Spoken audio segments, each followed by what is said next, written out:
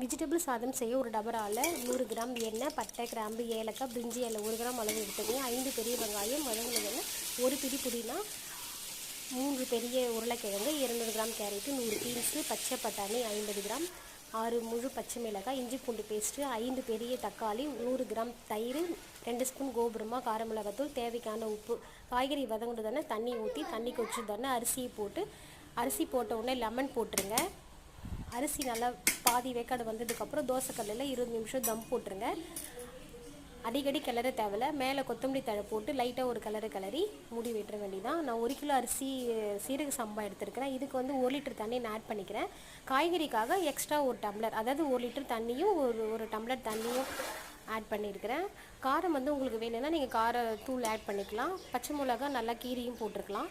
சுட சுட பரிமாறினா சூப்பராக இருக்கும். தேங்க்யூ, பாய்.